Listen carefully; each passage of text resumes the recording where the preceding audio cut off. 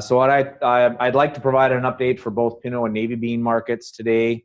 I wasn't able to get much of an update on blacks, the black bean market. I wasn't able to get a hold of some of the buyers I usually talk to. So I'm going to focus primarily on the Pinto and Navy bean market.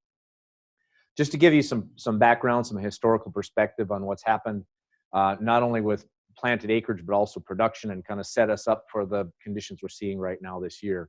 If we look back historically, the gold bar is North Dakota acreage. This is our planted acreage. The green bar is other acreage across the United States. And so obviously this region, in particular North Dakota, but also North Dakota, Minnesota, this North Harvest area is really become the dominant pinto bean producing region in the country. So what happens here does have an impact on what's going on in national prices. When we look at total production, again, this is total hundredweight produced across the nation. You can see over the last several years, we've had a pretty large cutback in hundredweight produced and bags produced. This has really set us up now for some very tight supplies coming into the 2020 growing season. Obviously, you've seen prices for old crop, both pintos and navy, start to grow or increase as we've gone over time. So again, the North Dakota production, we had acreage cuts, but we had yields that were acceptable. I think in most cases, a lot of guys were very concerned about getting the harvest completed and product out of the field. My understanding is the quality, even though some of that those beans sat out for quite a while, the quality wasn't bad.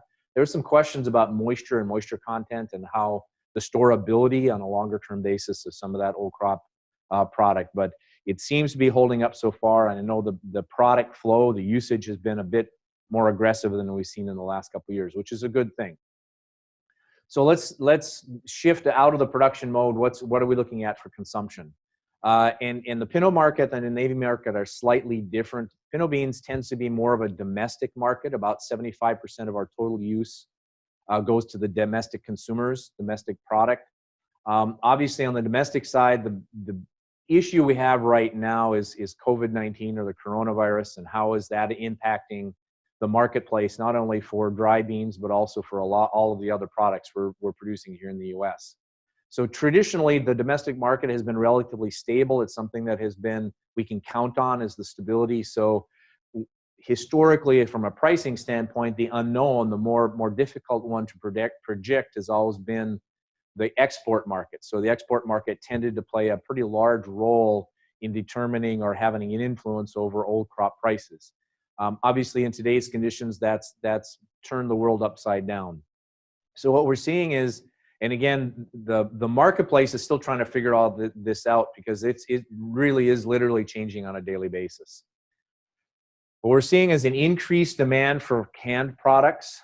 Again, some of that is more people using stay-at-home meals. You're fixing product at home.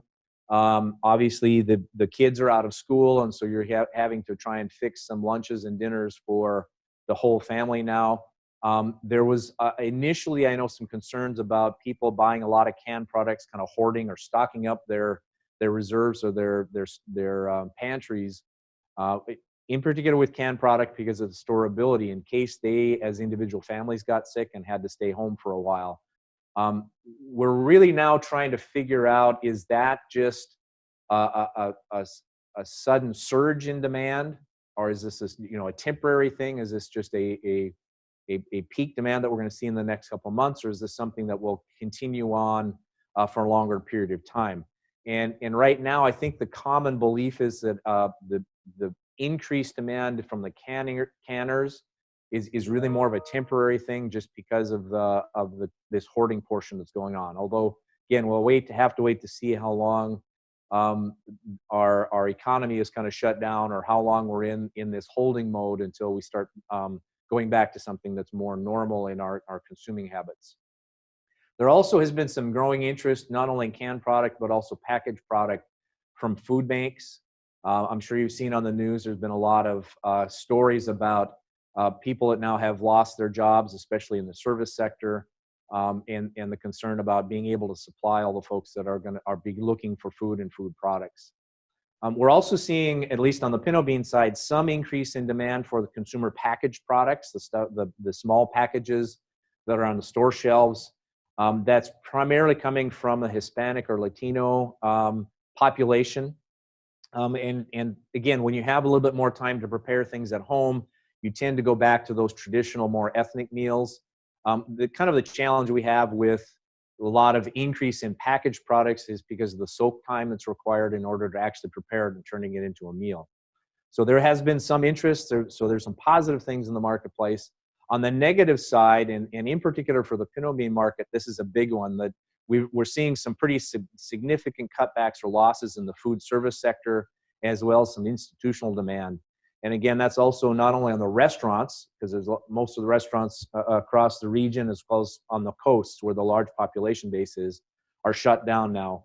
So that is really taking some demand base away. So we're seeing this shifting in supply chains, increase in the canned and packaged products, but a pretty significant decrease on the restaurant trade. The other thing that's having an impact that a lot of people don't think about is the school lunches. A fairly large portion of our dry-edible bean industry also supplies into the school lunch programs. And with the kids eating at home, those institutional buyers have kind of backed away from the marketplace. When we're shifting now to the export market, our two big buyers of primarily pinto beans is the Mexican market and Dominican Republic. Haiti also kind of ranks up there, but the Haitian market tends to be very sporadic. The Mexican market also, we've seen these wilder swings depending upon the production happening in Mexico, as well as what their consumer demand base is. So Mexico, Dominican Republic tend to be our largest customers. But again, they do swing and change over time.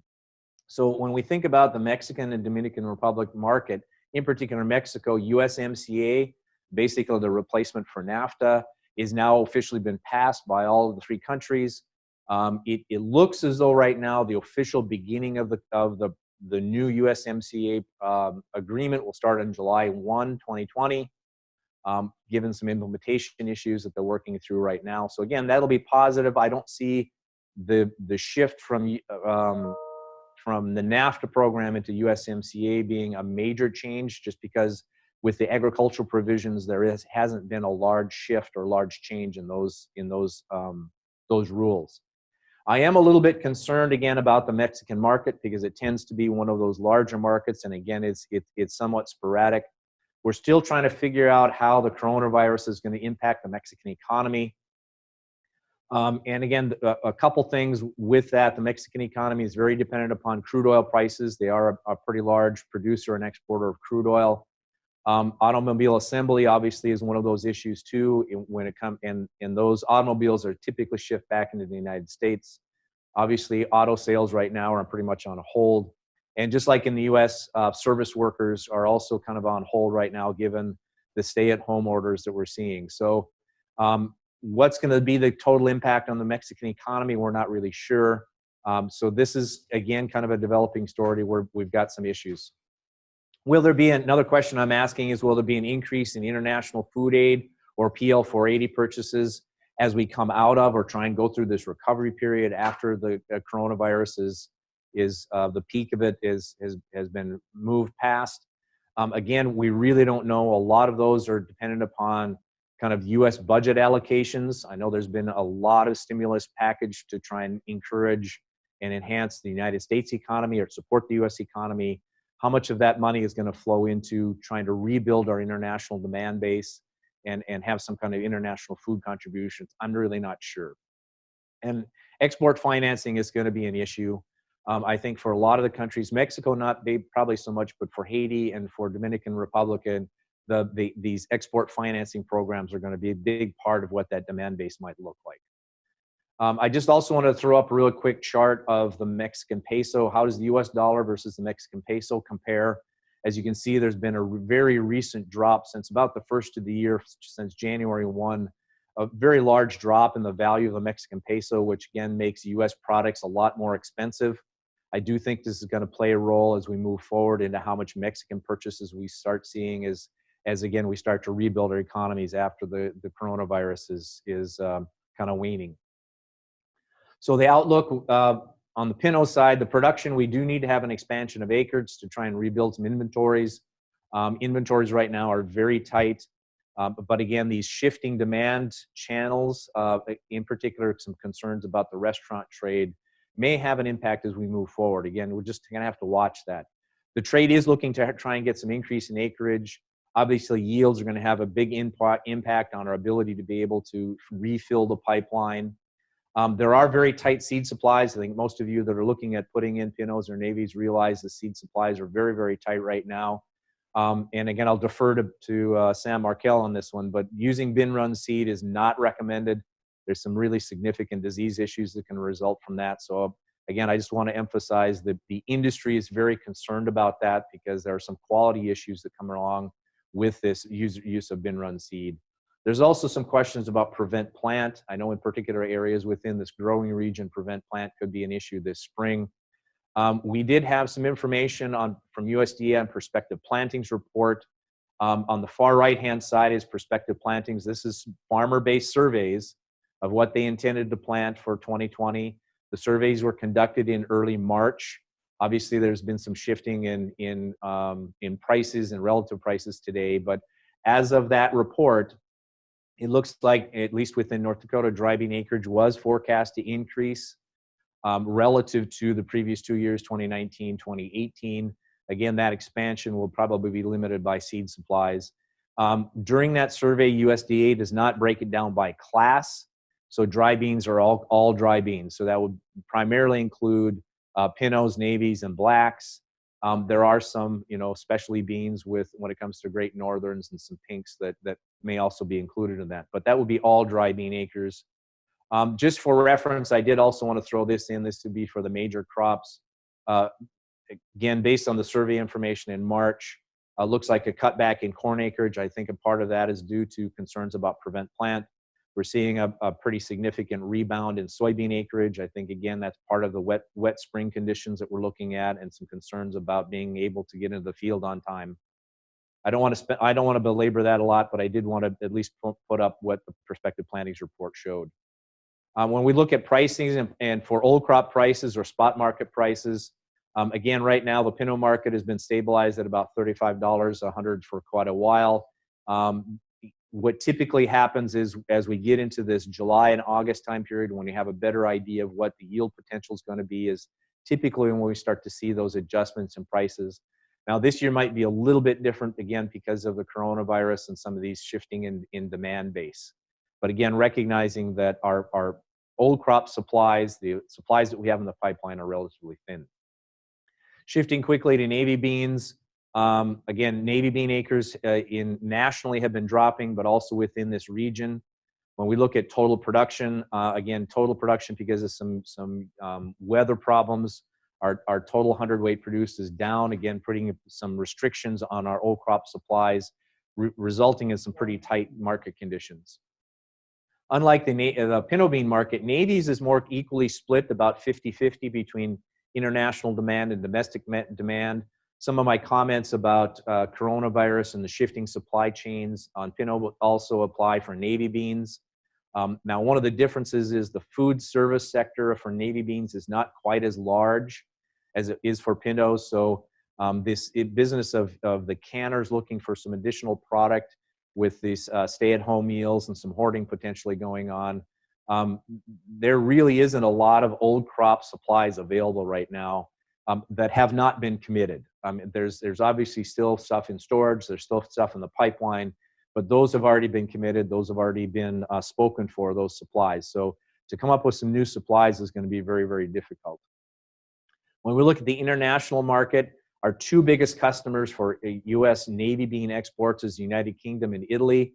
Both UK as well as Italy, as you've probably heard in the news, Italy's had some major issues with coronavirus as well. Now, a lot of the product we send overseas is under contract. So again, hopefully those contracts will be fulfilled. I suspect they will be. I'm not anticipating any major contract cancellations. But as we move forward, I think this split between the United Kingdom and Italy has some implications longer term for the navy bean industry.